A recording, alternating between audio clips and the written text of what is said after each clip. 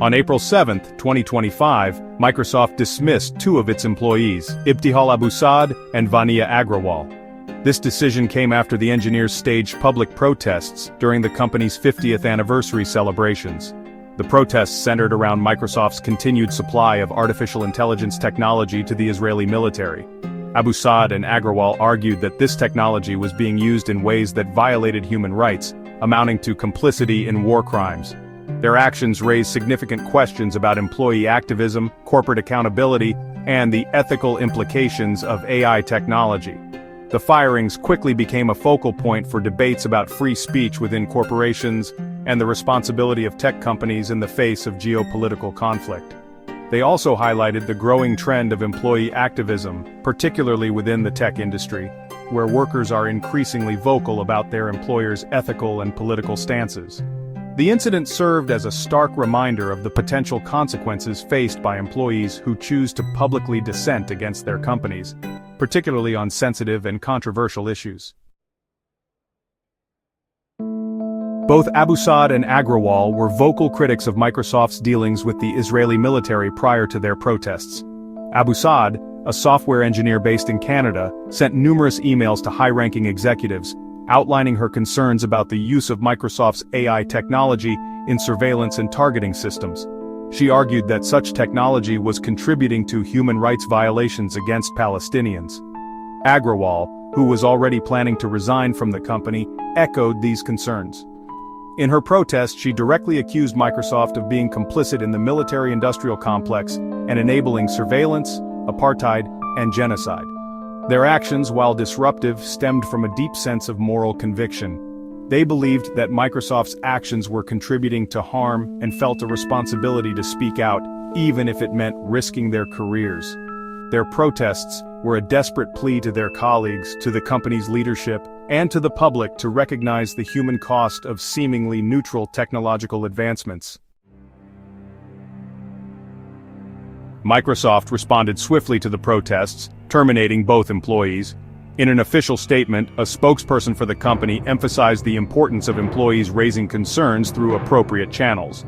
While acknowledging the right of employees to voice their opinions, the company stressed that this should be done without disrupting business operations.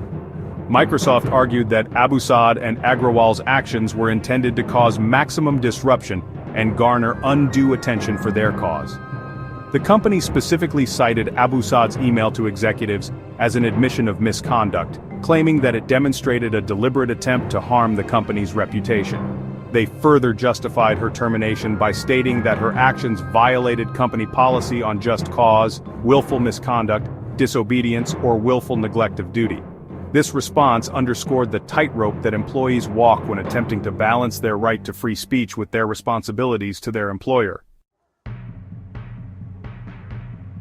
The firings of Abu Saad and Agrawal sent shockwaves through the tech industry, igniting discussions about the limits of employee activism and the ethical obligations of tech giants. Critics of Microsoft's actions argued that the company had prioritized profit over principles, silencing dissent, and discouraging employees from speaking out against potentially unethical practices. The incident brought to the forefront the immense power that tech companies wield, and the urgent need for greater transparency and accountability in their operations, particularly when it comes to the development and deployment of powerful technologies like artificial intelligence.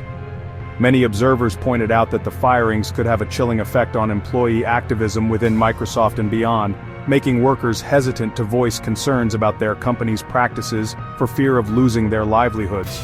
This case highlighted the power imbalance between employers and employees, especially in large multinational corporations where individual voices can feel insignificant against the machinery of corporate power.